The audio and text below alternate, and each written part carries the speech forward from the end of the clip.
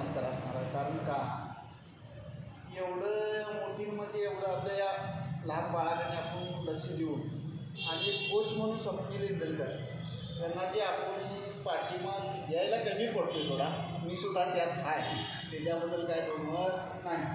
पण 100% मी कष्टातून ही तालीम उभा केली आहे आणि तिने पहिल्यापासून कष्ट खाल्लेला आहे. हे कष्टाचं फळ त्यांना आज नाही उद्या 100% मिळणार.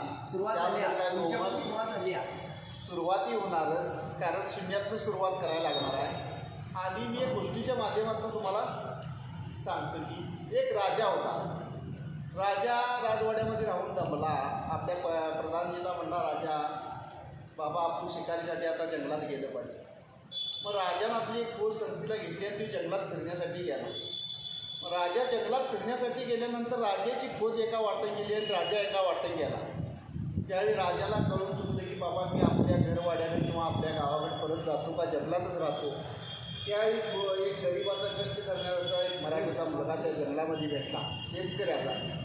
त्या मुलाला बघून राजाने म्हटलं, अरे बाळा मला जंगलाच्या पलीकडे घेऊन सोडतोस काय म्हटल्यानंतर त्या बाळाने म्हटला, हो राजेसाहेब तुम्हाला जंगलाच्या पलीकडे घेऊन सोडतो. त्यावेळी त्या राजाने बाळाने त्या राजाला संगतीला घेतला आणि जंगलाच्या पलीकडे गेला. त्यावेळी राजा परत म्हटला, आणखीन माझी पोच चुकली आहे, या जंगलामध्ये आणि राहिलेली पोचसुद्धा जर शोधून दिली तर मला बरं वाटलं म्हटला. तर तो बाळ म्हटला, ह्या जंगलाचा चंपा आणि पायवाट मला माहिती आहे, तुमची जी सुटलेली पोच आहे ती शोधून देतो म्हणला.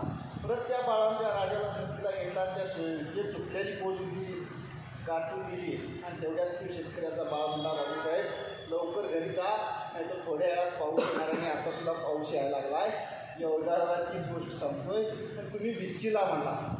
त्यावेळी राजा म्हणला, बाबा हे शेतकऱ्याचा मुलगा असून एवढी म्हणला याला निसर्गाचे सुद्धा म्हणजे समजते, निसर्गाचं समजते म्हटल्यानंतर याला जनतेचं सुद्धा समजणार. आज कोण दुःखी आहे, कोण सुखी आहे, कोण गरीब आहे, कोण श्रीमंत आहे. त्यावेळी याला आमच्या मंत्रिमंडळातून घेतला तर म्हणला यो गोरगरिबाचं कल्याण केल्याशिवाय राहणार नाही. तसं आमचं हे स्वप्नील सर आहे, ह्या पोरांचं कल्याण केल्याशिवाय काय आणि ह्या पोरांचं सोने केल्याशिवाय थांबणार नाही. आणि त्या गोष्टीच्या माध्यमातून तुम्हाला मी सांगायला लागतो.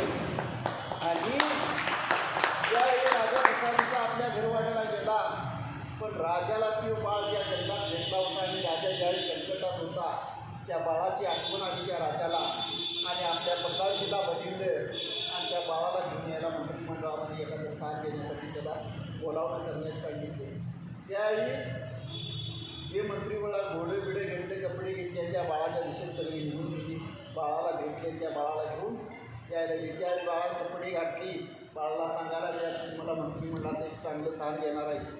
त्यावेळी बाळ घोड्यावरती बसला, पण बाळानं काय केलं बघा, घोड्यावर बसत असताना उलट्या बाजून बसला.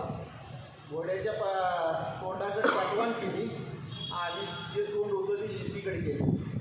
कारण लोक सगळी सांगायला लागल्यात, बाबा तुम्हाला चांगलं पद मिळणार आहे, तुम्ही एका पदावरती जबाबदार पदावरती जाणार आहे, तुम्ही नीट बसा आणि तुम्ही जर उलटं बसला तर तुम्हाला पदसुद्धा देणार नाही.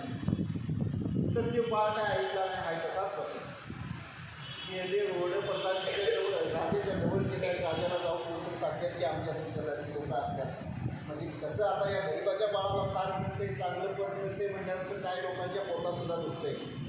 मग त्या पद्धतीत जाऊन राजाच्या कानात सांगत असताना राजा उठला गादीवरून आणि त्या बाळापेक्षा बाळाला म्हणतोय, अरे बाळा तुला घोड्यावरती बसता येते काय नाही म्हटल्यानंतर बाळ म्हणतोय, राजेसाहेब मला घोड्यावरती चांगलं बसता येते, पण ज्या लोकांच्यामुळं मी इथंपर्यंत पोचतोय, ज्या लोकांच्या पाठबळामुळं मला हे मान मिळते, त्या लोकांच्याकडे मी पाठ फिरून बघणार नाही.